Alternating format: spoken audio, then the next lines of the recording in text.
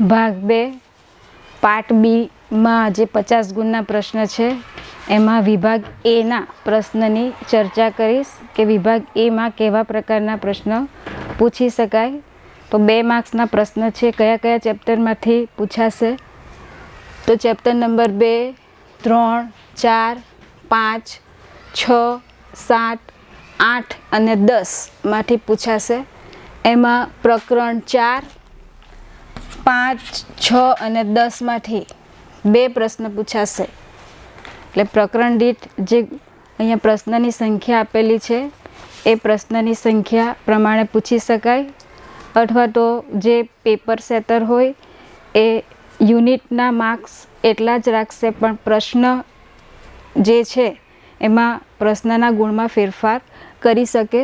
તો વિભાગ એમાં જે પૂછી શકાય એવા સંભવિત પ્રશ્નની હું ચર્ચા કરીશ. એમાં પ્રકરણ 2 વિદ્યુત રસાયણ, એમાં જે છે કોષ આવે, લેડ સંગ્રાહક કોષ, સૂકો કોષ, નિકલ કેડમિયમ સંગ્રાહક કોષ, બળતર કોષ. એની એનોડ અને કેથોડ પર થતી પ્રક્રિયાઓ એ તમારે તૈયાર કરવાની રહેશે. એટલે કોષમાંથી કોઈ એક કોષ માટે એનોડ અને કેથોડ પરની પ્રક્રિયા લખો એવો પ્રશ્ન પૂછાઈ શકે. કોહલરસનો નિયમ ઉદાહરણ આપી સમજાવો. ફેરાડેના વિદ્યુત વિભાજનના નિયમ લખો. ઇલેક્ટ્રોનની વાહકતા એટલે શું? તે શેના પર આધાર રાખે છે તે સમજાવો.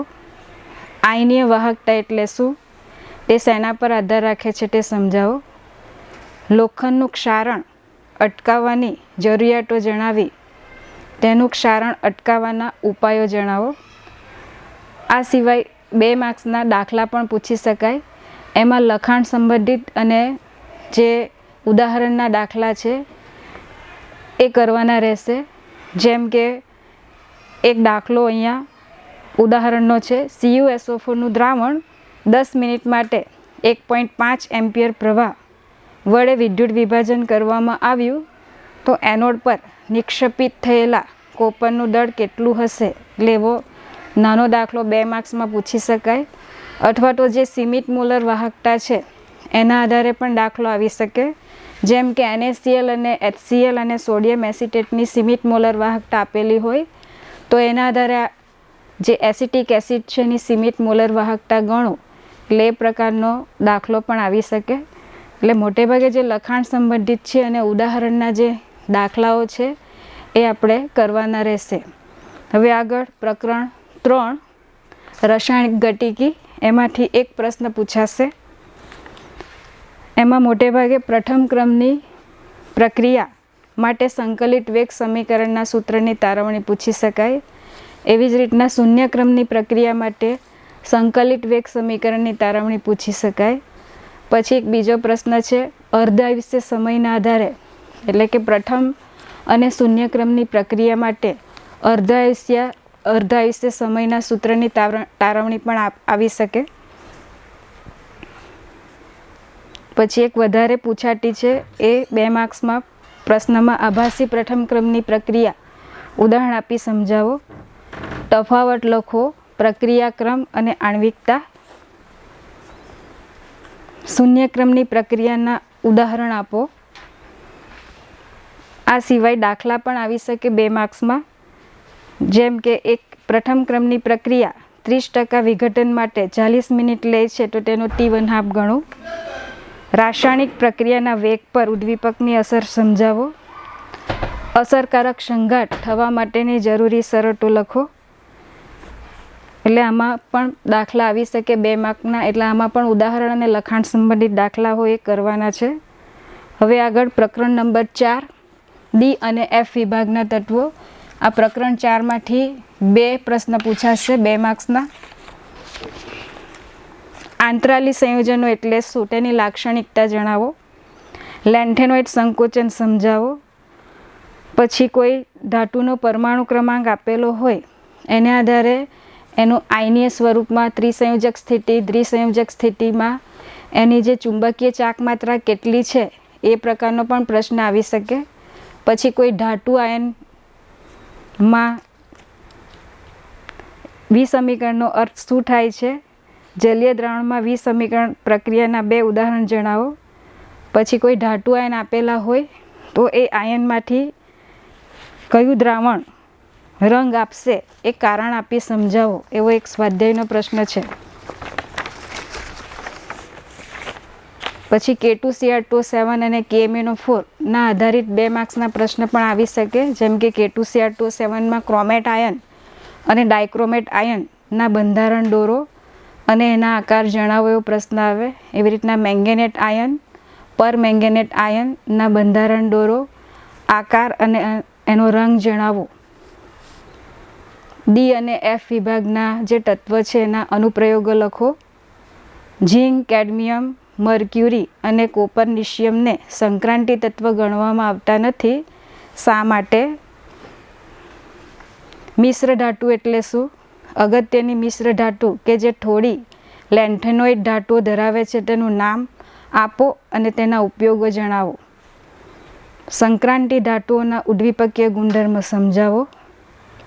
K2Cr2O7ના દ્રાવણ પર pHના ફેરફારની શું અસર થાય છે? લેન્થેનોઇડની રાસાયણિક પ્રતિક્રિયાત્મકતા સમજાવો. CuCl2નું જલીય દ્રાવણ રંગીન છે જ્યારે Cu2Clનું જલીય દ્રાવણ રંગવિહીન છે, સમજાવો. આગળ પ્રકરણ નંબર 5 સવર્ગ સંયોજનો. એમાંથી પણ 2 માર્ક્સના પ્રશ્ન 2 પ્રશ્ન પૂછાશે 2 માર્ક્સના.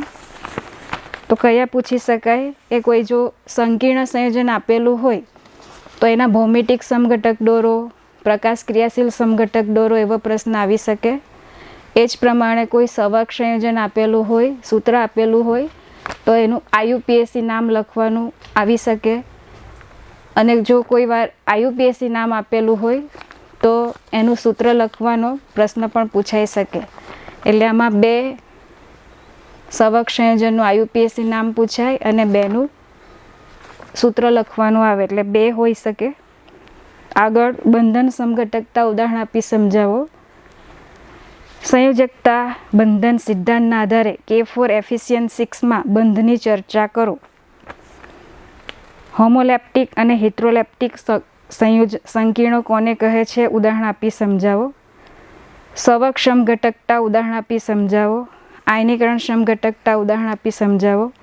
ઉભયદંતી લિગેન્ડ અથવા એને કહેવાય એમ્બિડેન્ટેડ લિગેન્ડ એટલે શું? ઉદાહરણ આપી સમજાવો. દ્વિક્ષાર અને સંકીર્ણ સંયોજન વચ્ચેનો તફાવત લખો.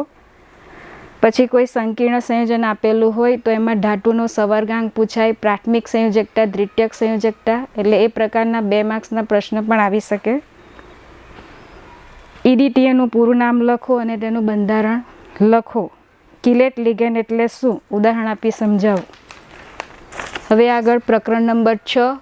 એમાંથી પણ 2 પ્રશ્ન પૂછાશે 2 ગુણના. હેલો આલ્કેન અને હેલો એરિન સંયોજનો. હેલોજનના વિનિમય દ્વારા હેલો આલ્કેનની બનાવટ સમજાવો. અથવા એ જ પ્રશ્ન બીજી રીતના પૂછાય. ફ્રિંકલસ્ટેન અને શ્વાર્ટ્ઝ પ્રક્રિયા સમીકરણ આપી સમજાવો. વુડ્સ પ્રક્રિયા સમીકરણ આપી સમજાવો. વુડ્સ ફિટિંગ પ્રક્રિયા સમીકરણ આપી સમજાવો. પરિવર્તન આપો. બેન્ઝીનમાંથી ડાયફિનાઇલ બીટા વિલોપન પ્રક્રિયા ઉદાહરણ આપી સમજાવો. પરિવર્તન લખો. ઇથેનોલમાંથી ઇથાઇલ ફ્લોરાઇડ. જેટસેવનો નિયમ ઉદાહરણ આપી સમજાવો. આ બીટા વિલોપન પ્રક્રિયા જ છે, એમાં જ આવશે જેટસેવનો નિયમ. સેન મેયર પ્રક્રિયા દ્વારા હેલો એરિનની બનાવટ લખો. ઉભયદંતી કેન્દ્રાનુરાગી પ્રક્રિયા એટલે શું? ઉદાહરણ સહિત સમજાવો. SN1 પ્રક્રિયાની ક્રિયાવિધિ યોગ્ય ઉદાહરણથી સમજાવો. યોગ્ય ઉદાહરણથી ધારણ અને વ્યુત્ક્રમણ સમજાવો. આગળ પ્રકરણ નંબર 7 આલ્કોહોલ, ફિનોલ અને ઇથર સંયોજનો. અને એમાંથી એક પ્રશ્ન પૂછાશે. ક્યુમિન પદ્ધતિ વડે ફિનોલની બનાવટ માટેના સમીકરણ લખો. બીજો મોટે ભાગે પૂછાય રીમર તિમાન પ્રક્રિયા ઉદાહરણ આપી સમજાવો. અથવા આ જ પ્રક્રિયાના આધારે પરિવર્તન પણ આવતું છે. ફિનોલમાંથી સેલિસાલ્ડિહાઇડ. બીજી પ્રક્રિયા વધારે પૂછાય કોલ્બે પ્રક્રિયા સમજાવો. અથવા એની જગ્યાએ એવું પૂછાય પરિવર્તન આપો ફિનોલમાંથી સેલિસિલિક એસિડ. ફિનોલની બ્રોમિનેશન પ્રક્રિયા લખો. ફિનોલની ઝીંક ડસ્ટ અને ક્રોમિક એસિડ સાથેની પ્રક્રિયાનું સમીકરણ લખો. વિલિયમસન સંશ્લેષણ સમજાવો. એનિસોલની ફિડલક્રાફ્ટ આલ્કાઇલેશન અને એસાઇલેશન પ્રક્રિયા લખો. ક્લોરોબેન્ઝીનમાંથી ફિનોલ બનાવવાની રાસાયણિક પ્રક્રિયા લખો. અથવા એ રીતના પણ પૂછાય કે ફિનોલના ઉત્પાદનની ડાવ પદ્ધતિ લખો. એસ્પિરિનની બનાવટની રાસાયણિક પ્રક્રિયા લખો. લ્યુકાસ કસોટી સમજાવો. અથવા બીજી રીતના પણ આ પ્રશ્ન પૂછાય પ્રાથમિક દ્વિતીયક અને તૃતીયક આલ્કોહોલની પરખ માટેની કસોટી લખો. આલ્કોહોલ કરતાં ફિનોલ વધુ એસિડિક છે સમજાવો. હવે આગળ પ્રકરણ નંબર 8 આલ્ડીહાઇડ, કીટોન અને કાર્બોક્સિલિક એસિડ. એમાંથી એક પ્રશ્ન પૂછાશે 2 માર્ક્સનો. રોઝેનમુડ રિએક્શન સમજાવો. ઇટાડ પ્રક્રિયા સમજાવો. ગાટરમેન કોચ પ્રક્રિયા સમજાવો. કીટોન અને આલ્ડીહાઇડને અલગ ઓળખવાની કસોટી લખો. અથવા એની જગ્યાએ પૂછાય કે ફેહલિન કસોટી અને ટોલેન્સ કસોટી. ક્લેમેન્સન રિડક્શન અને વુલ્ફ ક્રિસ્ટન રિડક્શન ઉદાહરણ સહિત સમજાવો. કેનિઝારો પ્રક્રિયા સમજાવો. કાર્બોક્સિલિક એસિડની ડિકાર્બોક્સિલેશન પ્રક્રિયા સમજાવો. હેલ વોલહાર્ડ જેલિસ્કી પ્રક્રિયા સમજાવો. થેલિક એસિડમાંથી થેલિમાઇડની બનાવટનું સમીકરણ લખો. સાયક્લોપેન્ટેન કાર્બાલ્ડિહાઇડની સેમી કાર્બેઝાઇડ અને ફિનાઇલ મેગ્નેશિયમ બ્રોમાઇડ સાથેની પ્રક્રિયા લખો. આ જે પ્રશ્ન છે આપણો કોષ્ટક આપેલો છે એમોનિયા અને તેના વ્યુત્પન્નો એમાંથી એક આવી શકે પ્રશ્ન સેમી કાર્બેઝાઇડવાળું. આગળ પ્રકરણ 10 જૈવિક અણુ. એમાંથી 2 પ્રશ્ન પૂછાશે. ગ્લુકોઝનું બંધારણ બરાબર કરવાનું.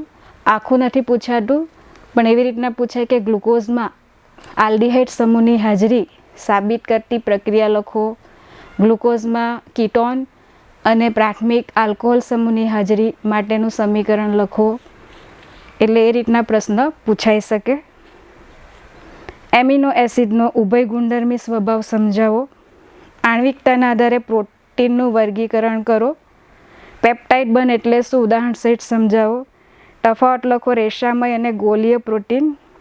બિન આવશ્યક અને આવશ્યક એમિનો એસિડ એટલે શું દરેકનું એક ઉદાહરણ લખો.